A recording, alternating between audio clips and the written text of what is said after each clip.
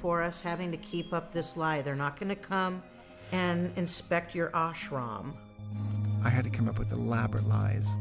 I told them I moved to Atlanta and to Mexico and anywhere to give them a reason not to expect to see me. He would have people that were going to Europe get a postcard and mail it to my parents. Here's a postcard I sent from Florence when I was Francesco. He'd send me all these little gifts from these places to prove that he was and write me these letters, and I still saw through it. And it's sad, and it broke our hearts, really. Bye, Will. We just had to hope it would all work out.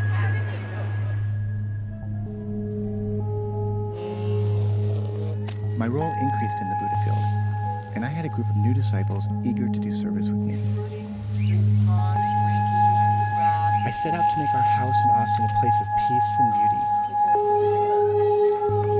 By the time we were finished, we had built not only a massive garden, but also an aviary complete with peacocks, exotic birds, even a wallaby.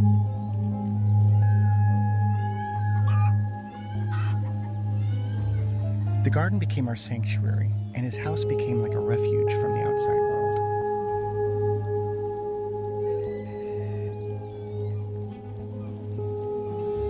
Things quieted down. Time went by, and we didn't hear much from Cult Awareness Network anymore.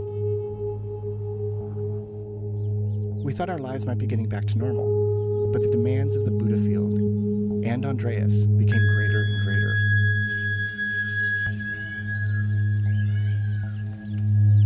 The aviary, with all the birds and bunnies, was overrun by rats. We would lift up a rock and hundreds of rats would go running out. He asked us to kill the rats. And we armed ourselves with shovels. I would hit them over the head or we'd have to decapitate them. It just went on and on and on, killing these furry little creatures. It was like he was playing a game with us, like he was turning us into his own personal little warriors.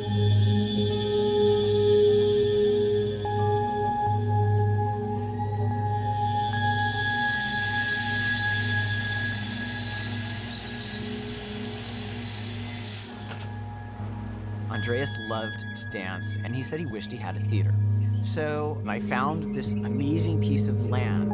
He told me to buy it, and he said, let's build a theater, design a theater. The teacher would come out some days, and he would look at it, and he would say, I don't like the back of this building. I don't like where the windows are. I don't like the walls.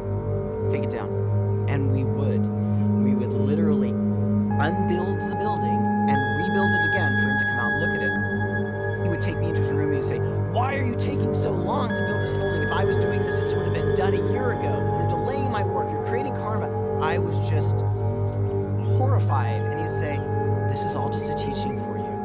It doesn't matter when the building gets built. What I care about is you awakening through this process. And if you don't get this building done by next week, and I would just go, did that just happen?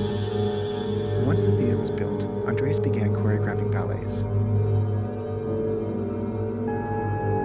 We would rehearse every day for hours. People would drop everything, including their jobs, to make it to rehearsal.